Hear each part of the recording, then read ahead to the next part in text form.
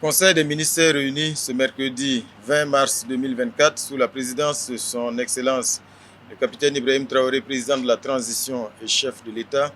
Le Conseil a examiné et adopté plusieurs dossiers importants pour la marche de la transition. C'est ainsi que pour le compte du ministère de l'Agriculture, des Ressources animales et halieutiques, le Conseil a examiné et adopté 6 décrets, parmi lesquels la dissolution de la centrale d'approvisionnement en intrants et matériel agricole Caïma, mais aussi la création d'une société d'État dénommée Sobimap. Et sur le détail de ces 6 décrets, j'invite ici mon collègue, le ministre Ismaël Sombier. Nous avons eu l'honneur aujourd'hui de présenter au Conseil qui les a adoptés 6 projets de décret, dont le premier projet de décret porte approbation des statuts particuliers du fonds Doumoukafa, qui est, il faut le rappeler, un fonds de financement qui a été adopté en février dernier par le Conseil des ministres, visant à faciliter l'accès au financement pour les producteurs dans le secteur agro-pastoral et halieutique. L'objectif de ce décret était de doter cette structure des organes de gouvernance et du cadre institutionnel pouvant favoriser son opérationnalisation. Et ce décret consacre également une répartition des fonds issus du prélèvement liés à la noix de cajou qui pourront permettre d'impacter significativement la production de cette noix-là et également d'impulser une dynamique nouvelle dans le cadre de la transformation et de la commercialisation de la noix, de favoriser également la recherche dans le domaine précis de la filière cajou. Le deuxième projet de décret porte création, attribution et composition et fonctionnement du Conseil national de sécurité alimentaire. Cela s'inscrit dans le cadre de la relecture du cadre général de coopération État et partenaires en matière de sécurité alimentaire. Et les fondements sont bien sûr l'AG du 7 mai 2021 qui avait recommandé la relecture de l'ensemble de ces documents, mais aussi et surtout cela se fonde sur la volonté du gouvernement de réaffirmer son leadership dans le domaine de la sécurité alimentaire en assurant le leadership dans la conduite de cet organe important de décision. Cela intervient dans un contexte bien sûr où il y a l'émergence de nouveaux défis en lien avec la sécurité alimentaire induit par le défi sécuritaire auquel notre pays est confronté aujourd'hui. Les innovations majeures en lien avec l'adoption de ce projet de décret, c'est que les partenaires techniques et financiers auront désormais un rôle d'observateur au lieu d'un rôle de décideur comme précédemment dans le précédent Conseil national de sécurité alimentaire. Cela vise bien sûr à réaffirmer la souveraineté du Burkina Faso sur des questions aussi sensibles que les questions de souveraineté alimentaire. Le troisième projet de décret porte approbation des statuts particuliers du CBA. Et il y a également à rappeler qu'il y a de cela quelques semaines, au mois de février, le Conseil avait décidé de revoir l'ancrage institutionnel du Conseil burkinabé de l'ANACARD en le restituant au niveau du ministère de l'Agriculture pour impulser une nouvelle dynamique dans l'accroissement de la production. L'objectif est bien sûr de doter la structure des organes de gouvernance et également du cadre institutionnel nécessaire à son opérationnalisation. L'innovation majeure, c'est le recentrage sur des missions, bien sûr, des missions d'accroissement de la production et également des missions d'encadrement des acteurs dans le secteur. Le quatrième projet de décret porte sur la dissolution de la Caïma. Il faut rappeler que dans le secteur agro-pastoral et halieutique, précisément dans le secteur agricole, l'approvisionnement en matière d'intrants est un déterminant important pour influencer la dynamique et la politique de production du gouvernement. Le gouvernement consent chaque année une importante subvention pour réduire le coût des engrais. Et la Caïma étant un outil important et au regard des difficultés de fonctionnement que la structure avait depuis un certain temps, il faut rappeler que la Caïma a été adoptée depuis 2021 sous une forme associative avec l'implication du secteur privé et l'adhésion de l'État qui jusqu'à aujourd'hui a apporté la part significative et la quasi-totalité des ressources et des investissements nécessaires au fonctionnement de l'association. C'est donc un rôle central que l'État a joué au sein de cette association.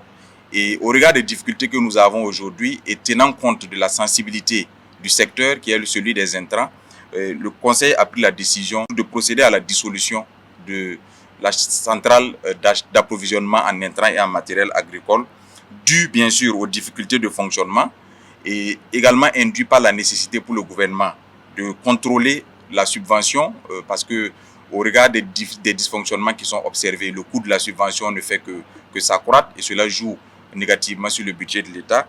Également de la nécessité de soulager les producteurs, comme je le disais tantôt, les engrais précisément sont un facteur important de production et il était important pour le gouvernement d'assurer une politique qui va favoriser la réduction du coût de l'engrais au profit des producteurs et enfin d'exercer un contrôle sur le secteur d'approvisionnement en intrants dans notre pays. Nous voulons à ce propos rassurer l'ensemble des partenaires de la CAIMA que cette dissolution n'affectera pas les engagements en cours et que la gestion du passif se fera dans le cadre de la nouvelle structure créée à cet effet. Cela me fait déboucher bien sûr sur le 5e projet de décret que nous avons soumis au Conseil des ministres qui porte sur la création d'une société d'État dénommée Société burkinabé d'intrants et de matériel agro-pastoraux, en abrégé SOBIMAP.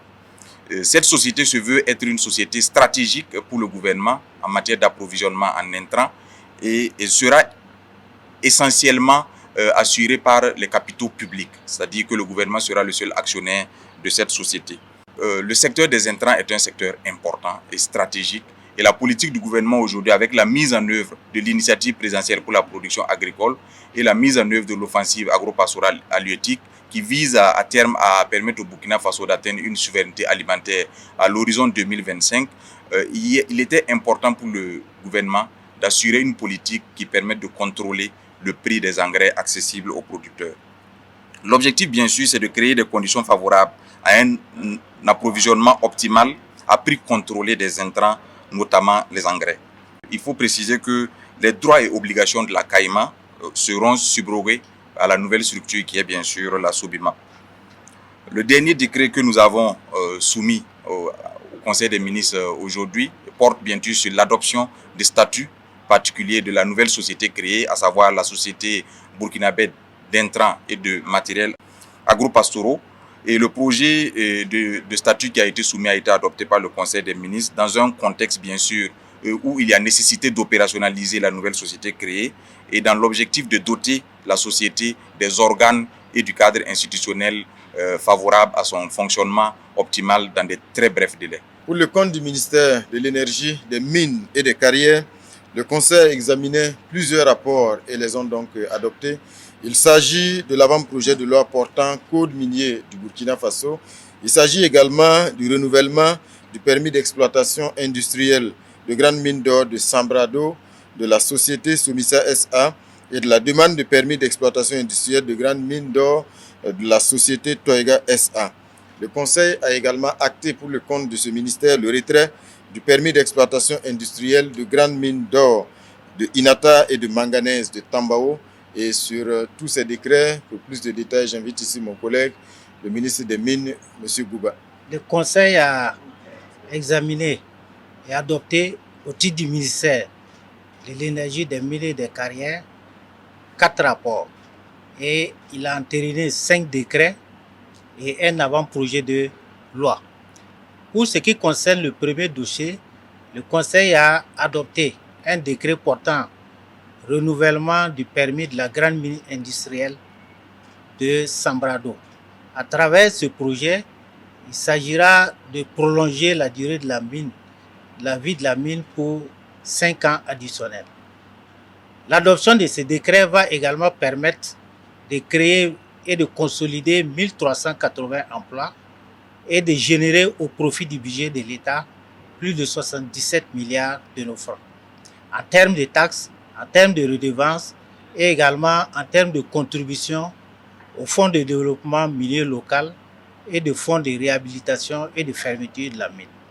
Le second décret est relatif à l'octroi d'un permis d'exploitation de la mine de Toega, située dans la province de Ganzourgou. À travers ce projet, il s'agira également de favoriser l'exploitation des ressources en sous-sol et qui va permettre de générer 110 emplois et de collecter au profit du budget de l'État plus de 42 milliards de nos francs en termes de taxes, en termes de redevances et également en termes de contribution au fonds minier de développement local et le fonds de réhabilitation des fermetures de la mine.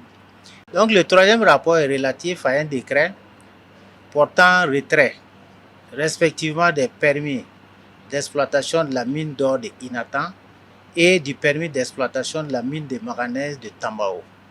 Comme vous le savez, en avril 2023, l'État a concédé à la société Afrotruc 2 permis portant respectivement exploitation de la mine d'or de Tambao et de la mine d'or de Inatan. Conformément au contrat signé entre Afrotruc et l'État burkinabé, il était prévu dès la signature du contrat le versement des frais d'octroi portant sur les 2 permis. Après de nombreuses relances, la société Afrotruc ne s'est pas exécutée jusqu'à la date d'aujourd'hui. Le retrait fait suite donc aux dispositions de l'article 9 des 10 contrats qui permet de récupérer les 2 permis et de rechercher d'autres investisseurs en vue de relancer le développement économique de la zone. Le 4e dossier est relatif à l'adoption d'un avant-projet portant sur le code minier. Le code minier adopté fait suite à la refonte de 2 textes majeurs, l'un sur le code minier de 2015 et l'autre sur la loi sur la commercialisation de l'or. L'adoption de ce texte traduit la volonté du gouvernement de maximiser au profit les retombées issues de l'exploitation du sous-sol afin de financer le développement économique et social. À travers ces textes, un certain nombre d'innovations majeures ont été impactées dans le texte qui sera par la suite adopté à l'Assemblée. Il s'agit notamment du principe de la constitution de la réserve nationale de l'or.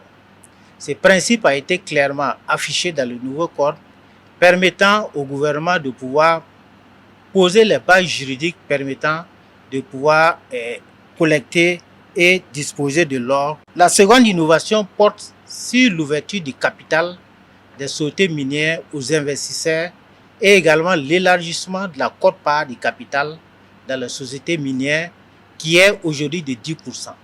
Donc à travers ces textes, nous aurons un rehaussement assez substantiel du niveau de contribution de l'État au niveau des sociétés minières. Il y a également la modification du fonds minier de développement actuel pour élargir sa mission et également son financement qui va porter non seulement sur le développement économique endogène, mais également sur d'autres instruments qui pourront garantir la stabilité et la sécurité du pays. Ensuite, il y a également la question de la possibilité que ce texte va conférer à l'État de pouvoir percevoir son dividende en nature suivant la nature de la substance qui va être exploitée. Il y a également la fixation du nombre de sites miniers qui va être réduit à la faveur de l'adoption de ces textes.